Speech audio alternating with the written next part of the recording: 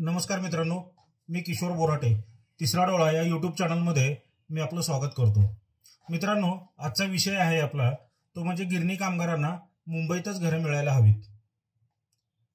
मित्रांनो, नुकतीच एक बातमी येऊन गेली मीडियामधून की गिरणी कामगारांना जी घरं द्यायची आहेत ती घरं मुंबईच्या बाहेर द्यायचा प्रयत्न चालू आहे आणि त्याकरता आपण हा व्हिडिओ बनवतोय। आज 1981-82 साली गिरण्यांचा कापड गिरण्यांचा संप झाला आणि त्या बंद पडल्यानंतर हजारो कामगार हे विस्थापित झाले। काही लोकांना तर म्हणजे मुंबई सोडावी लागली आणि गावाकडे जावं लागली आणि गेली 43-44 वर्ष यांची परवड चालू आहे।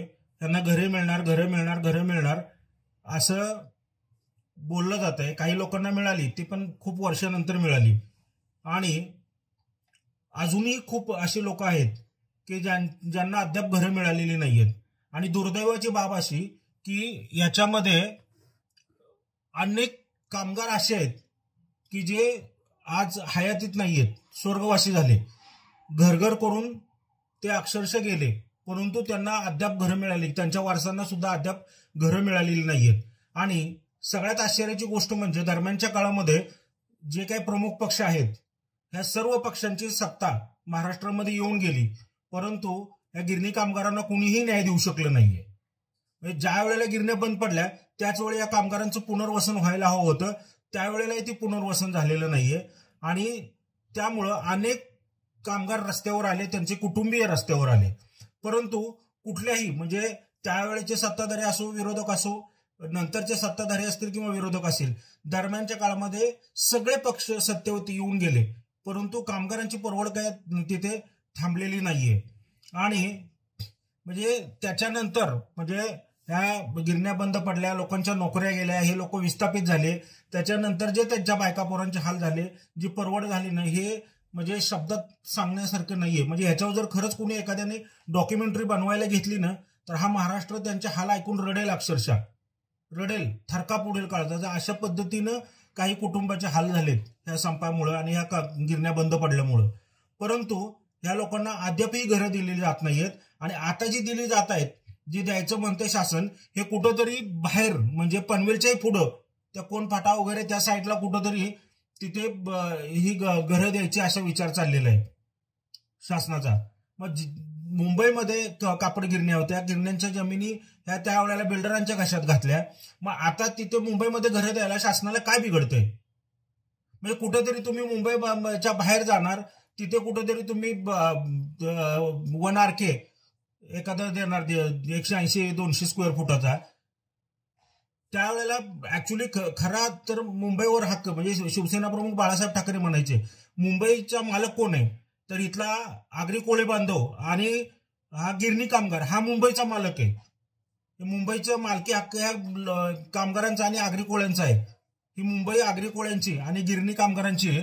मग ह्याच मुंबईच्या मालकाला, ज्याचे मुंबई आहे त्या मुंबईच्या मालकाला आज मुंबईमधून बाहेर काढायचे प्रयत्न चाललेले आहेत आणि हे अत्यंत दुर्दैवी आहे। म्हणजे असं परिस्थिती आहे अशी की पाकिस्तानी आणि बांगलादेशी घुसखोर येऊन मुंबईमध्ये राहत आहेत आणि जो मुंबईचा मूळ जो हे मालक आहे तो मालक आज मुंबईच्या बाहेर फेकला जातोय। म्हणजे ऑलरेडी मराठी माणसाची तर मुंबईमधून दुर्दशा झालेलीच आहे, टक्केवारी कमी झालेलीच आहे। आणि जे काय आज ह्या कामगारांना इथं मुंबईमध्ये घरं मिळणार होती ते आता बाहेर गेले, म्हणजे अजून मराठी टक्का बाहेरच चाललेला आहे। मध्यंतरी सिडकोची जी नवी मुंबईमध्ये सिडकोची जे काय घरं होती, या घरामध्ये सुद्धा सिडकोचे अध्यक्ष संजय शिरसाट साहेबांनी सांगितलं की आम्ही हे काय ते महाराष्ट्र रहिवासी असल्याचा डोमिसाईल न बघताच आम्ही घरं देणार। म्हणजे तिथे आणखीन परप्रांतीय घुसवायचे चाललेले आहेत। काय प्रकार चाललाय महाराष्ट्रामध्ये कळत नाहीये। आणि आता परत बातमी येते की गिरणी कामगारांना मुंबईच्या बाहेर घरे देणार, कशासाठी? आज 43-44 वर्षांनी तुम्ही त्यांना न्याय देताय, तोही तुम्ही न्याय हा न्याय असू शकेल का? ज्यांना मुंबईमध्ये घरं मिळेल ही अपेक्षा होती आणि अपेक्षा एवढे वर्ष आज लोक वाट बघतायत, त्यातले काही बिचारे गेले पण। आणि आज ज्या वेळेला तुम्ही घरं द्यायचा तुम्ही निर्णय घेतलाय त्यावेळेला तुम्ही मुंबईच्या बाहेर हाकलताय त्यांना।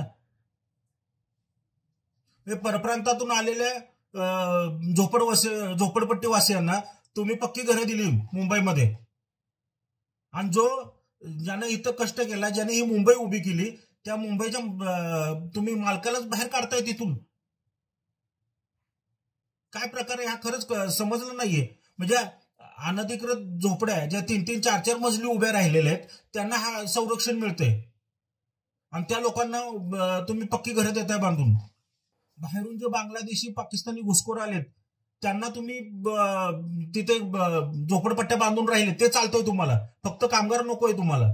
का नकोय कामगार? काही झालं तरी म्हणजे शासनालाही विनंती आहे की हे असला कृतज्ञपणा करू नका. जे गिरणी कामगार आहेत गेले 43-44 वर्ष जे आहेत वाट बघतायत घरासाठी, तर त्यांना मुंबईमध्येच घरं मिळाली पाहिजेत. ह्यासाठी प्रयत्न शासनानं करायला पाहिजेत. आणि हे जे तुम्ही आता ह्या बांद्र्यामध्ये गेल्या आठवड्यामध्ये महापालिकेचे प्रशासनाचे अधिकारी बांद्र्यामध्ये ज्या वेळेला अनधिकृत झोपडपट्ट्या पाडायला गेले, कोण आलं वाढव? उबाटा गटाचे दोन्ही युवराज तिथं लगेच हजर झाले आणि त्यांनी त्या झोपड्यांना हात लावू दिलं नाही. हात हलवत प्रशासनाची लोक माघारी गेली. मग ह्या दोन्ही उबाटाच्या दोन्ही युवराजांना किंवा इतरही सगळे राजकीय पक्ष असतील यांच्या नेत्यांना कधी गिरणी कामगारांच्यासाठी पुढे यावं असं का नाही वाटलं? का गिरणी कामगारांच्यासाठी कुठल्या पक्षाचे लोक पुढे येत नाहीयेत? का उबाटाचे युवराज कधी गिरणी कामगारांच्यासाठी पुढे आले नाहीत? मराठी लोक फक्त तुम्हाला राजकारणासाठी पाहिजेत, मतदानासाठी पाहिजेत. त्यांचे प्रॉब्लेम नको सोडवायला तुम्हाला. अरे 43-44 वर्ष झाली, अजून किती थांबायचं त्यांनी? बाहेरून आलेल्या घुसखोरांना, पाकिस्तानी बांगलादेशी घुसखोरांना ताकद देताय तुम्ही. आता आकडेवारी यायला लागले कुठल्या जिल्ह्यामध्ये किती घुसखोर आहेत ते बघा, कुठं कुठं पसरलेत ते. काही झालं तरी गिरणी कामगारांना हे मुंबईमध्ये घरं मिळावीत ह्यासाठी ह्या सरकारनं आणि राजकीय पक्षांनी इथं प्रयत्न करणं गरजेचं आहे. काही झालं तरी जे शिवसेना प्रमुख म्हणत होते की आग्र्या कोळ्यांचा आणि गिरणी कामगारांचा मुंबईवर हक्क पहिला आहे, आणि त्याच शिवसेना प्रमुखांचे वारसदार दोन्ही आज जर घुसखोरांच्या बाजूने उभे राहणार असतील तर ह्याच्यापेक्षा दुर्दैव काय बघायचं महाराष्ट्राने? या गिरण्यांच्या संपामुळे ते गिरणी कामगार जे विस्थापित झाले, रस्त्यावर आले, यांच्या 2-2, 3-3 पिढ्या संपल्या. एवढे हाल झालेत त्यांचे. आणि आज 43-44 वर्षांमध्ये त्यातले आता किती जिवंत आहेत हे सुद्धा बघावं लागेल. वारसदारांच्या मध्ये फॉर्म भरून घेतलेले आहेत. आणि अजूनही जर समजा त्याच्यामध्ये तुम्ही जर त्यांना पटदिशी घरं देणार नसेल, आणि जे देणार आहे ते तुम्ही जर मुंबईच्या बाहेर देणार असेल, ही चेष्टा आहे. कामगारांची चेष्टा लावली. ऍक्च्युअली ज्या वेळेला संप झाला, ज्या वेळेला गिरणी कामगार विस्थापित झाला, त्याच वेळी त्यांचं पुनर्वसन व्हायला हवं होतं. ते तर झालंच नाहीये. आज ज्या गिरण्या ज्या वेळेला बंद पडल्या त्यावेळेला यांची वय किती होती? 40-50 वय होतं, 40-45 वगैरे. ती लोक आज किती वर्ष झाली? 70-80-90 वर्ष होऊन गेली. त्यातले कित्येक जण मोठमोठी स्वप्न घेऊन जे मुंबईमध्ये कामगार गेले होते ते हात हलवत परत आले. किमान त्यांच्या वारसदारांना तरी आता ते घरं द्या. जे आहेत गिरणी कामगार त्यांचे पुण्य मिळेल, तुम्हाला आशीर्वाद मिळतील. जी जिवंत आहेत त्यांच्या डोळ्यात देखत त्यांना घरं द्या, आणि ही घरं मुंबईमध्ये मिळाली पाहिजेत. ह्याच्या बाबतीत कुठल्याही प्रकारे तडजोड व्हायला नकोय, ही विनंती आहे मुख्यमंत्र्यांना आणि दोन्ही उपमुख्यमंत्र्यांना. आणि गिरणी कामगार असतील किंवा गिरणी कामगारांचे जे वारसदार असतील यांनी सुद्धा कोणत्याही परिस्थितीमध्ये मुंबईच्या बाहेर घरे घ्यायला तडजोड करू नये. काय वाटेल ते झालं तरी त्याच्यासाठी भले आंदोलन उभा करा, कळू द्या शासनाला. पण काही झालं तरी मुंबईच्या बाहेर घरं घेण्यासाठी बिलकुल वारसदारांनी किंवा गिरणी कामगारांनी तयारी दाखवू नये, त्यांच्या कुटुंबियांनी तयारी दाखवू नये. आणि शासनाला सुद्धा माझी या व्हिडिओच्या माध्यमातून विनंती आहे की काही करा.